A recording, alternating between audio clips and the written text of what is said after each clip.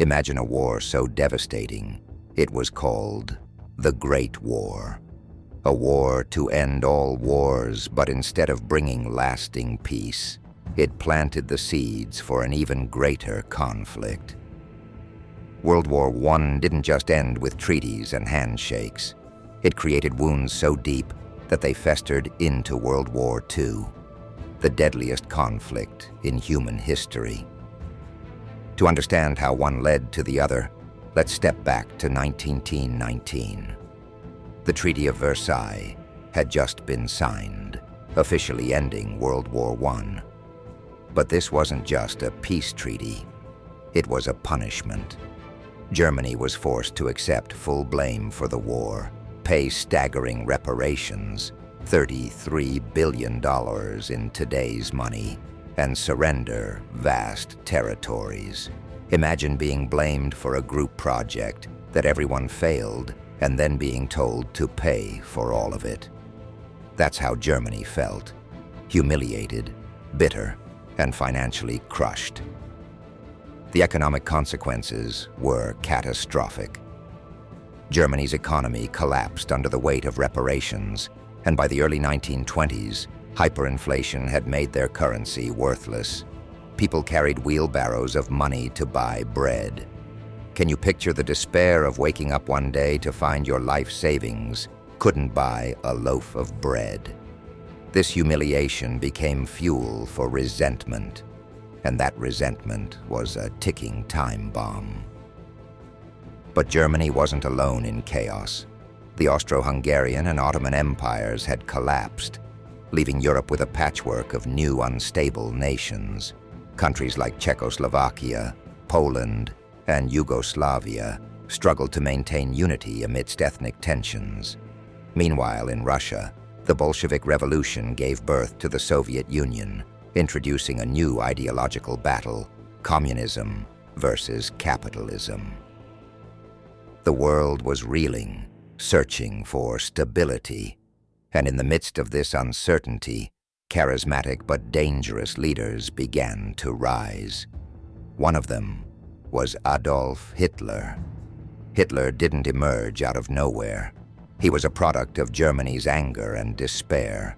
A veteran of World War I, he saw the Treaty of Versailles as a betrayal of the German people. In fiery speeches, he promised to undo its humiliations, restore Germany's pride, and build an empire. His words struck a chord with a nation desperate for hope. By 1933, Hitler was chancellor, and he quickly dismantled Germany's democracy, transforming it into a totalitarian state. But Germany wasn't the only country moving toward aggression. In Italy, Benito Mussolini had risen to power, promoting fascism and dreams of a revived Roman Empire. Japan, grappling with its own economic struggles, turned to militarism and invaded Manchuria in 1931, followed by a full-scale war against China in 1937. The League of Nations, created to maintain peace, was powerless to stop them. Meanwhile, Hitler began openly defying the Treaty of Versailles. In 1936, he remilitarized the Rhineland. In 1938, he annexed Austria in the Anschluss. Each time, Britain and France chose appeasement, hoping to avoid another war. They gave in again with the Munich Agreement, allowing Hitler to take the Sudetenland, a German-speaking region of Czechoslovakia. British Prime Minister Neville Chamberlain famously declared it peace for our time. But appeasement was like feeding a wolf and hoping it wouldn't bite. The world's failure to confront aggression only emboldened Hitler. By 1939, he invaded Poland, confident that no one would stop him. But this time, Britain and France had no choice. They declared war, and World War II began. So how did World War I set the stage for World War II? It's a story of unresolved anger, economic collapse, and global instability. The Treaty of Versailles didn't heal the wounds of war. It deepened them.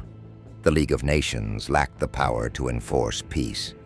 And the Great Depression made a fragile world even more vulnerable. The lessons are clear. Peace can't be built on humiliation, and ignoring aggression only makes it stronger. The scars of World War I shaped the path to World War II, showing us that history doesn't just repeat. It evolves when we fail to learn from it. If this story gave you a new perspective, hit the like button, share your thoughts in the comments, and subscribe for more stories that connect the past to our present.